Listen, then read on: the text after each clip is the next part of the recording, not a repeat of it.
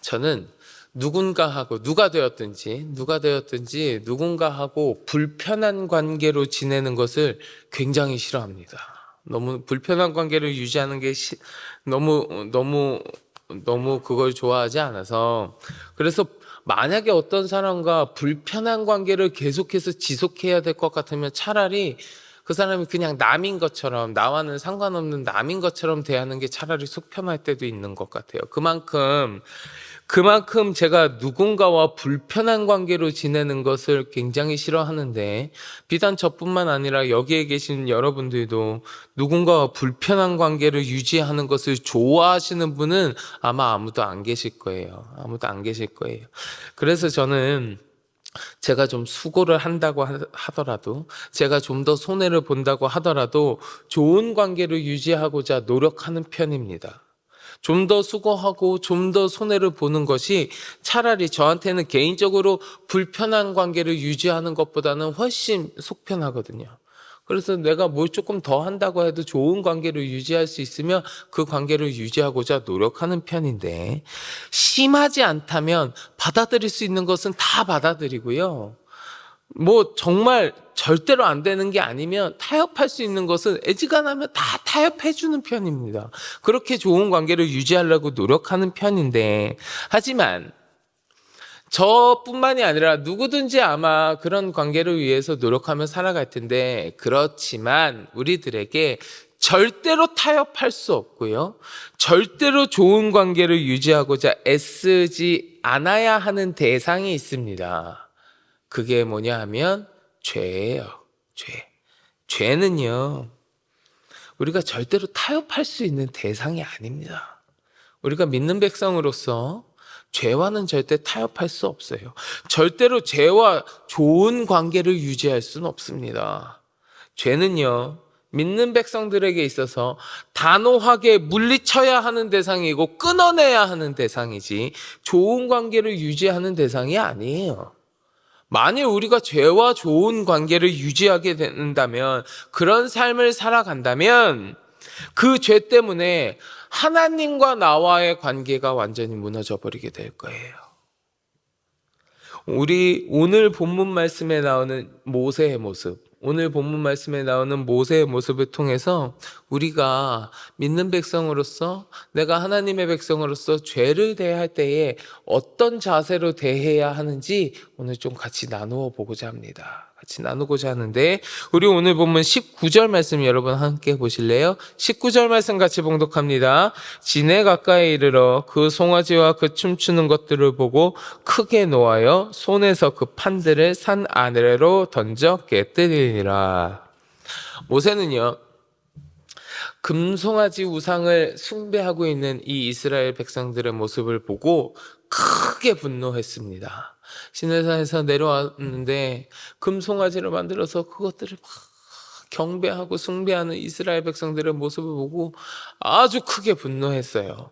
그 분노가 얼마나 대단하든지 그는 하나님이 친히 주신 그 10계명의 두 돌판을 던져서 깨뜨릴 정도였습니다.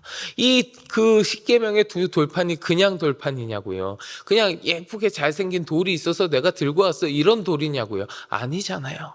하나님께서 친히 주시고 하나님께서 거기에 직접 10계명, 계명을 새겨서 주신 그런 아주 소중한 돌판일 텐데, 그것을 던져서 깨트릴 만큼 모세는 아주 크게 분노했습니다.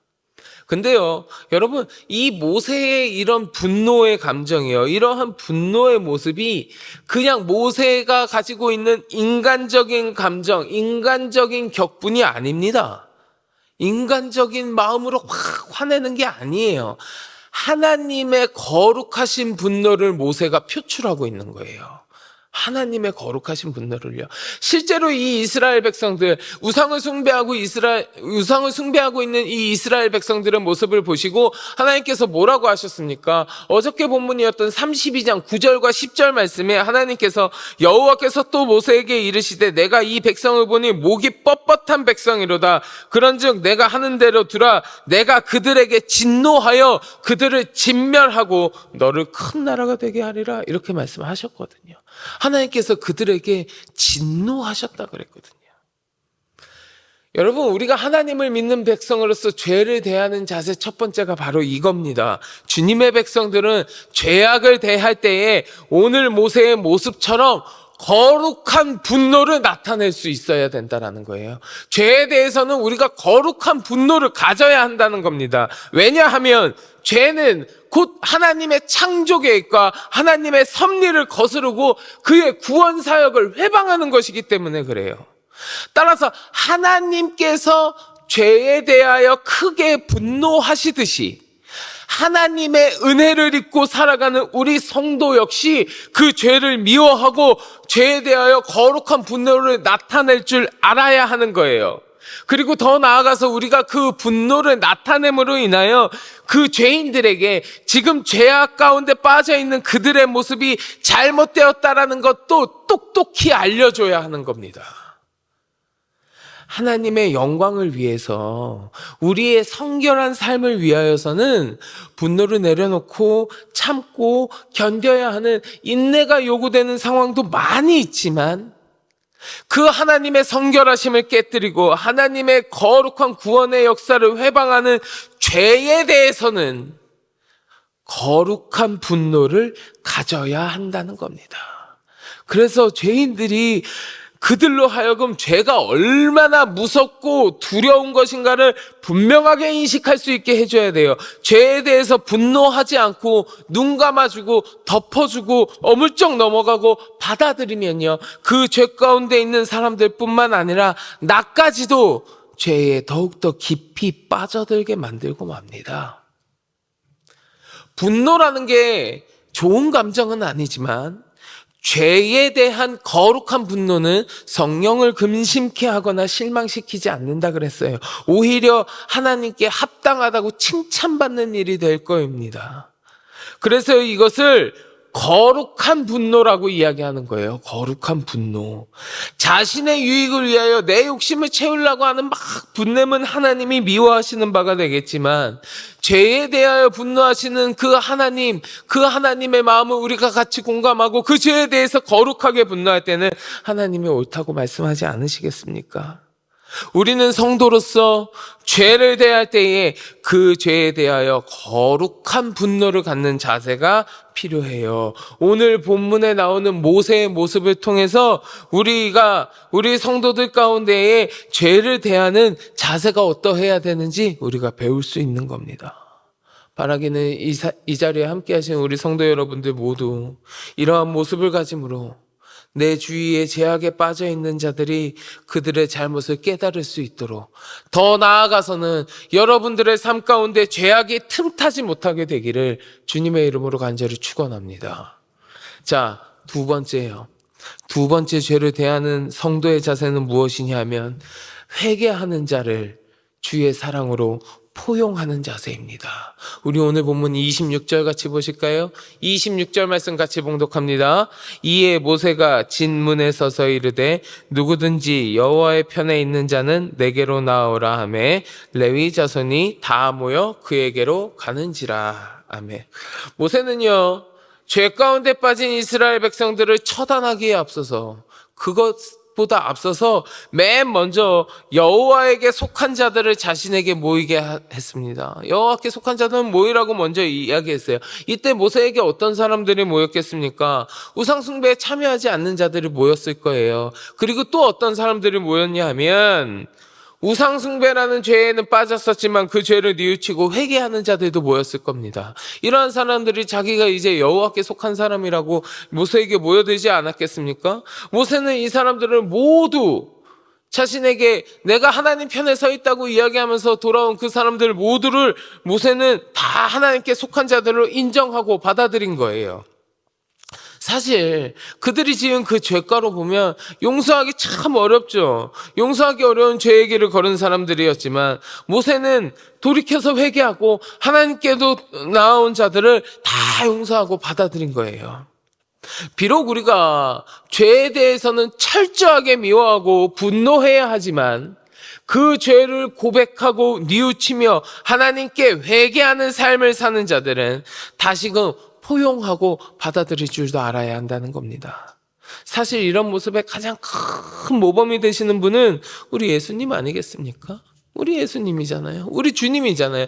우리 역시 어떤 사람입니까? 우리는 씻을 수 없는 죄인들입니다. 우리는 영원토록 돌이킬 수 없는 죄의 자녀들이었어요.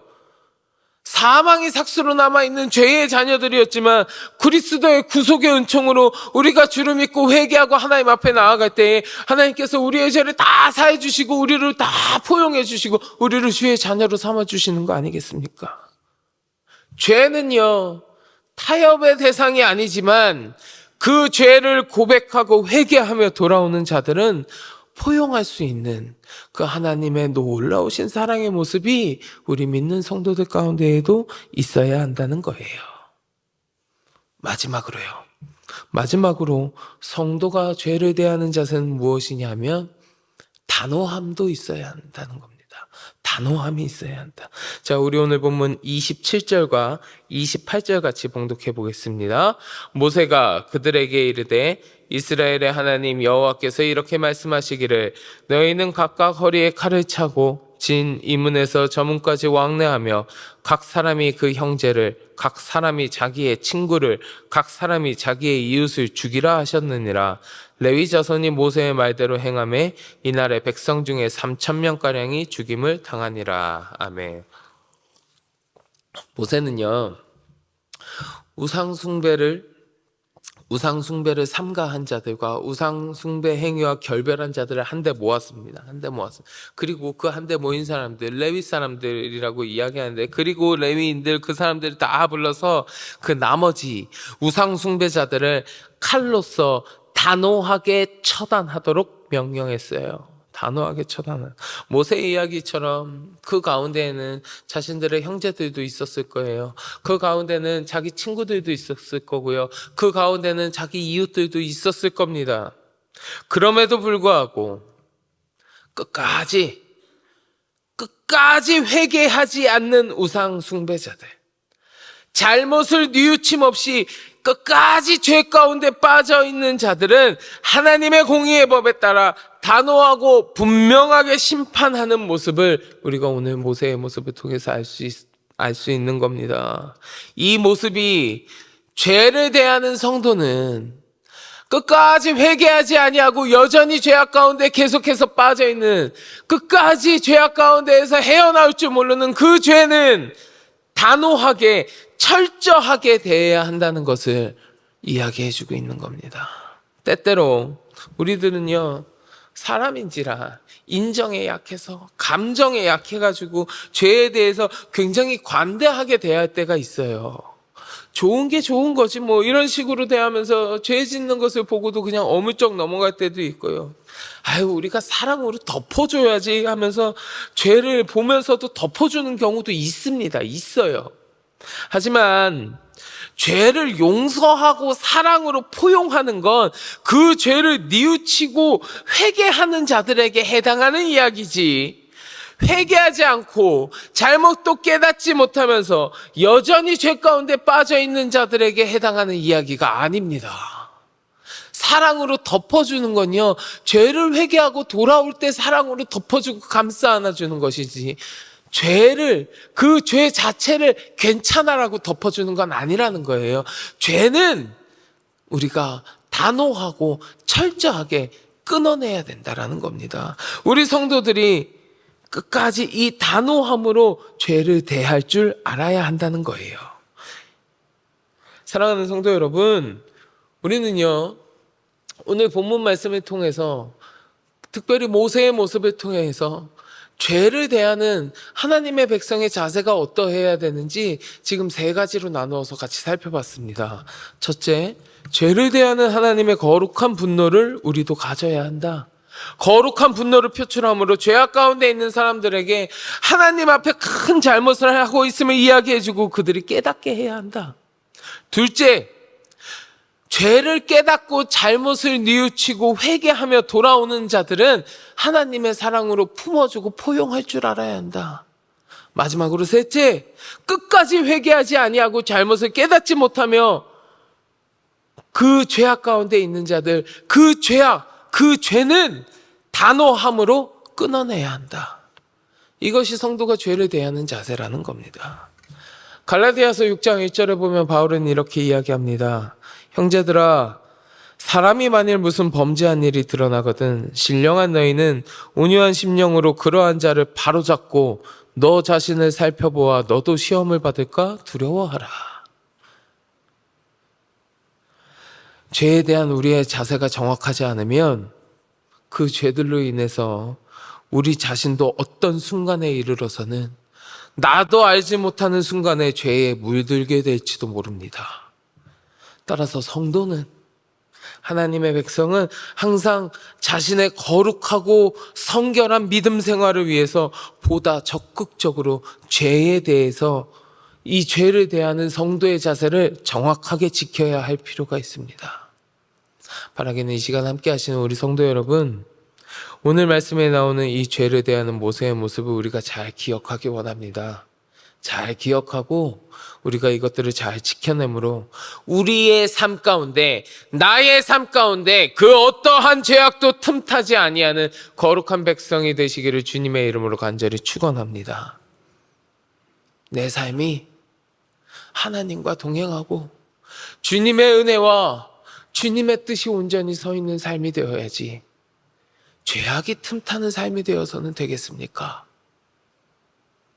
그 죄를 단호하게 끊어내시고 그 죄를 대하는 성도의 자세를 잘 지켜내므로 어떠한 죄악도 틈타지 아니하고 주님 앞에 온전히 서 있는 거룩한 백성의 삶이 우리들의 삶이 되기를 주님의 이름으로 간절히 축원합니다.